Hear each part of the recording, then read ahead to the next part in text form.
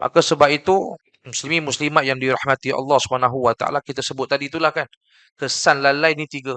Manusia akan mudah tidak mensyukuri akan nikmat yang ada. Kan? Yang kedua, akan terputusnya hidayah petunjuk cahaya pedoman daripada Allah Subhanahu Wa Taala. Dan yang ketiga, manusia akan menjadi golongan yang disesatkan oleh Allah Subhanahu Wa Taala. Sesat ni antara dua, sama ada secara i'tiqadi ataupun amali.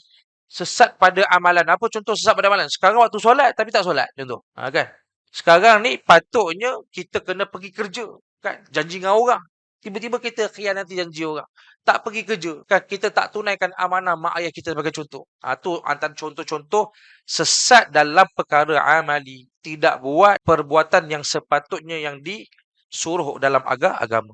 Yang kita bimbang, kesan daripada lalai itu, lama-kelamaan manusia akan menjadi sesat pada perkara i'tiqadi, pada sudut akidahnya kepada Allah Subhanahu Wa Taala. Sebab itu kita disunnahkan oleh Nabi kita untuk sentiasa memperbanyakkan zikir kepada Allah Subhanahu Wa Taala. Sebab apa? Sebab kata guru kami, jemaah sekalian, hidup ini kan, tanpa kita sedar, kita bukan, bahkan tidak ada kemampuan untuk mengenal akan sifat Allah Subhanahu Wa Taala, melainkan Allah yang memperkenalkan sifatnya kepada kita. Maksudnya apa dia? Tengok surah Al-Baqarah, Allah sebut wa 'allama Adamal asma'a kullaha. Nabi Adam ni ilmu yang ada bukan tiba-tiba ada dah. Ilmu yang ada sepenuhnya, seluruhnya apa yang diajarkan je kepada baginda.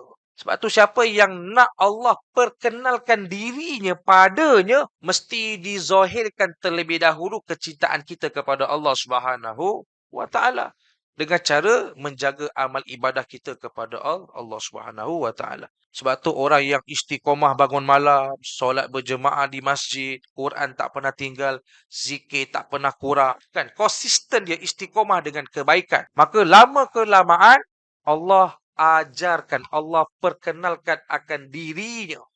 Bukan kita kenal Allah tu dengan tiba-tiba dah. Bukan. Allah yang memperkenalkan dirinya kepada para hambanya, siapa yang dikehendaki.